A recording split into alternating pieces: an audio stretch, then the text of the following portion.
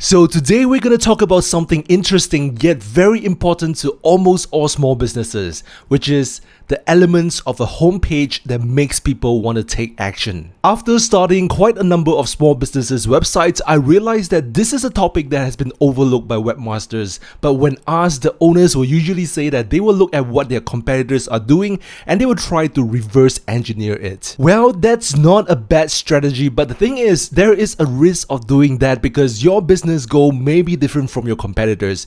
Your main goal could be to land an appointment with your prospective customers, but for your competitor, their goal could be to collect leads by offering something for free. So if you design your site based on your competitors, sometimes it might confuse your site visitors because there may be too many things you want your site visitors to do. Now, this is just an assumption. Sometimes reverse engineering works, but what we are going to discuss today is going to serve as a guide for you to know what are the right elements for your homepage, because every business serves a different purpose. So what we're going to do in this video is, number one, we're going to talk about the importance and the core concepts of a homepage. Number two, we're going to review Dr. James' homepage. This is his website dyskin.com.au, and he, together with his team of colleagues, provides skin solutions to patients who have skin cancer or need cosmetic surgeries. And we are going to discuss if Dr. James' website is well optimized for its purpose. Now, if you have been following my channel, you know in the previous video I've helped Dr. James to optimize his homepage for Google PageSpeed Insights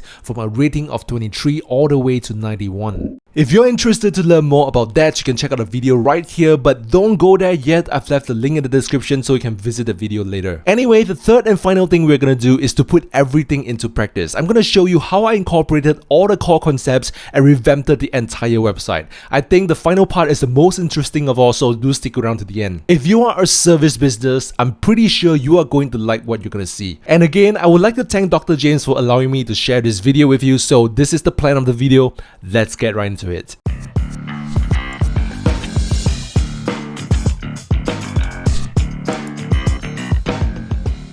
So a homepage serves many purposes, and there are many reasons why someone will want to visit your homepage. They may be your existing customers trying to find your contact information, or they could be interested in purchasing your product or service, but they want to do a little bit of research on your homepage, or maybe someone recommended them to your brand and they are checking out your website for the first time, or maybe you have published some content, for example, on YouTube, TikTok, Pinterest, LinkedIn, or your blog, and they are interested in what you can offer, and that's why they are checking out your homepage to get to know your business better. There are so many different reasons people visit your website, and your homepage needs to serve every single one of them, and that's the tricky part. Now let's break it down this way so that you know which group we should pay more attention to. So the first group of people are your existing customers. They have experienced your products or services, so there isn't much convincing you need to do, and they are most likely here to maybe find your contact information, and they will probably be searching for a contact page or a support page. These elements can be in a menu item. Now the second group of people are people who have maybe consumed your content you posted on social media, and they are interested in your product or service,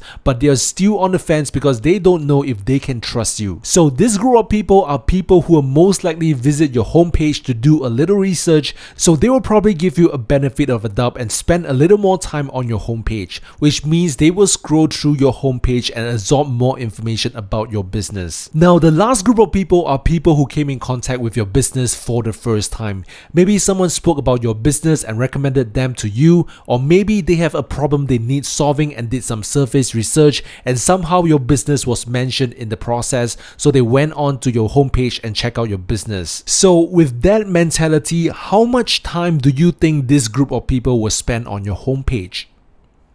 7 seconds or less, and this group of people will probably not pay much attention to the stuff you put on your homepage. Instead, they will spend the first few seconds on the above the fold elements of your homepage. Now, if you don't know what above the fold means, it's basically this: whatever stuff that loads on the browser before the user scrolls. And depending on the device your visitor is using, above the fold can mean different things. On the desktop, you have more space to display more elements, but most people are on mobile devices nowadays, which means the number of elements that will be displayed above the fold for the mobile screen will be limited. And studies have shown that 82% of this group of people will never scroll down your homepage. So what it means is that the message you are going to send to your visitors through the above the 4 elements, it's going to be so important. The message you are going to send on your homepage needs to accomplish 3 things. Number 1, you need to make them care about the products or services you provide by making clear the benefits they will receive from you. Number 2, you need to establish trust, and trust can be in many forms. The design, the look and feel, professionalism, the testimonials, logo, the consistency between your social media content and the message on your homepage. There are so many different things that you can do to establish trust. And number 3, a specific call to action. What you want your visitors to do after they know about the benefits they can get from you and you have established trust with them. So these are the 3 things you need to establish with your site visitors, and that's the main function of your homepage. I see a lot of businesses putting in news feeds about their business, but the reality is nobody cares. Your site visitors don't care. You're not a magazine or newspaper site, especially if you're a small business site. Your visitors care about how you can solve their problems. They are not interested in your company news, business news, industry updates. It really depends on the focus of your business. I see post carousel on a service business site, but the reality is your site visitors came here to understand the service you can provide to them. They are not interested in the piece of interesting content you have created. So I hope you now understand the importance of your homepage and the elements you need to put into it. It doesn't matter what elements you put, all that matters is if your homepage can answer 3 questions. Why should they care? Can they trust you? And where do they go from there? And that's all that matters.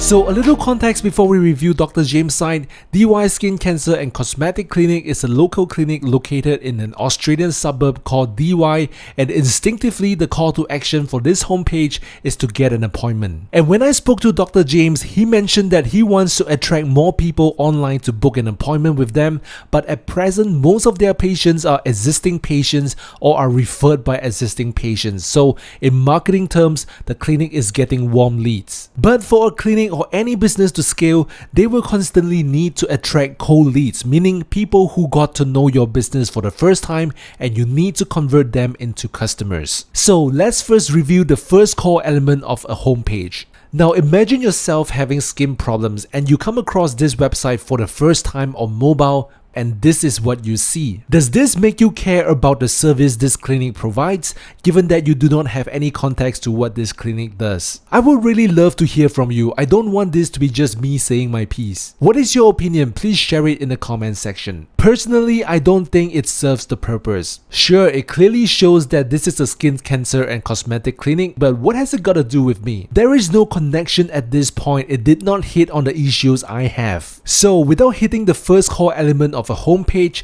do you think someone new to your business will actually scroll down to check out other stuff on the site? Personally, I don't think so. Now going to the second core element, which is the trust factor. Honestly, without achieving the first core element of the page, it is very hard for people to trust your business, because when you don't care, they won't even consume any content on your page. But let's just say that this page has captured your attention as a potential patient. Now trust comes in many forms. It can be your design, the look and feel, the content of the page, and many factors. But just imagine again, you have skin problems. What would you expect to learn more from this page? What would make you trust DY Skin Clinic and book an appointment with them? Let me know in the comments as well what you think. For me, I want to know if they can solve my problem. I want to learn more about my problem. I want to know if there are other patients who found success with this clinic. I want to learn more about the doctors of the clinic. I want to know if they are experts in their field. Will it be painful during the procedure? How much does it cost? I think these are the things that will make me trust the clinic on top of the design and the layout of the page. So scrolling through this page, I have dark spots on my skin, but I'm not sure if it is skin cancer, so I will skip this.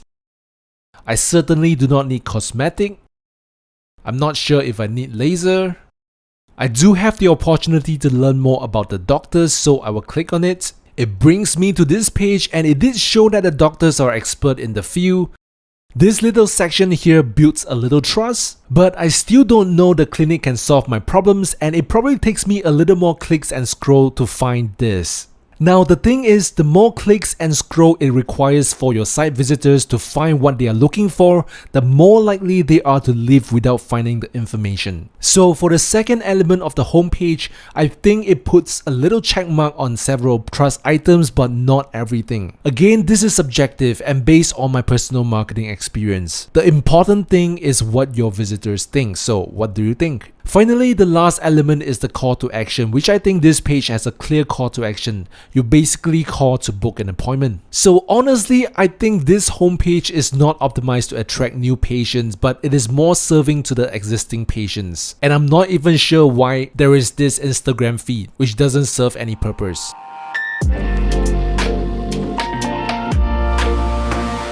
So I did quite a lot of research, and with the help of Dr. James, I came up with this. Now, I haven't gotten the approval of Dr. James yet because, as you know, the medical field is a little sensitive when it comes to marketing. I built this on a staging site and it is not live yet. But for this purpose of explaining the functions of the homepage, let us go through this and I will share with you my thought process when creating this. And if you're interested in how I built this page from scratch, then subscribe to the channel because I'll be creating an entire tutorial showing you step by step on how I built this page. Now, talking to Dr. James, he said that the area of focus for the clinic is cosmetic enhancement, and what stops potential patients to engage with the clinic is due to the perception that such procedures are expensive and painful. So I came up with this header that presses those two pain points. Look younger and healthier with cosmetic enhancement without pain and a hole in your pocket. Well, I'm not the best copywriter, but I think it serves the purpose. But be my guest and critique this. Maybe you have a better tagline. Anyway, the next sentence here serves people who are not ready to engage the clinic yet. I'm going to advise Dr. James to create a lead magnet that allows potential patients to get to know their condition better and at the same time collect their email addresses so that Dr. James can send them a series of automated messages that will give them the confidence and entice them to book an appointment with the clinic. Then comes the trust factor. We will now meet the doctors and immediately we'll talk a little bit about the conditions over here. And people will most likely want to expand this to see if they have one of these conditions, and in each of them we have images so they will know if their skin problems matches what is described on the page. Then as you click on a doctor, it expands the bio of each individual doctor. This is Dr. James anyway, and he knows his stuff. And these are the other doctors who have lots of experience, so the trust factor increases a little bit. And then comes the success stories. And as you know, there is patient confidentiality, so fictitious names are used as explained here. And honestly, people connect with stories.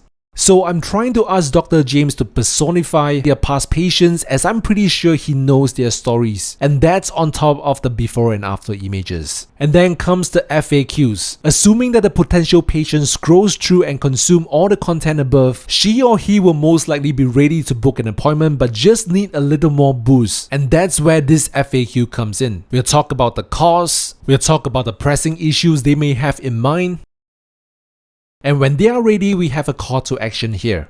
And then here's how people can find the clinic. And finally, the footer. So let's see if this page satisfies all the core elements of a homepage. Number one, does it make the site visitor care? I think yes, because it addresses their problems. Number two is the trust factor. Does it identify their problems? Yes. Learn more about my problem? Yes. Do I know if there are patients who have successfully cured their problems with the clinic? Yes. Can you learn more about the doctors? Yes. Are they experts in the field? Yes. Do I know if it is painful and expensive? Yes. Does the design, look and feel make the page look professional?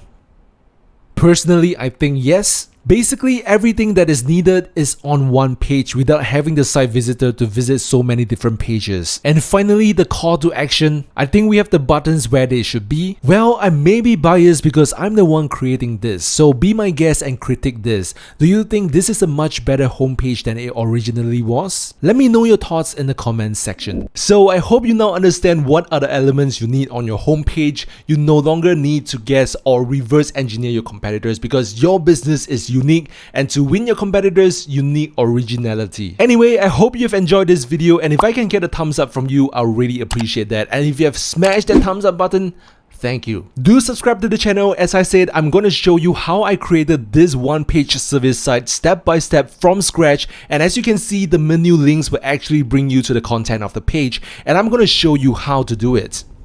So subscribe, take care, stay safe, and all the best to you.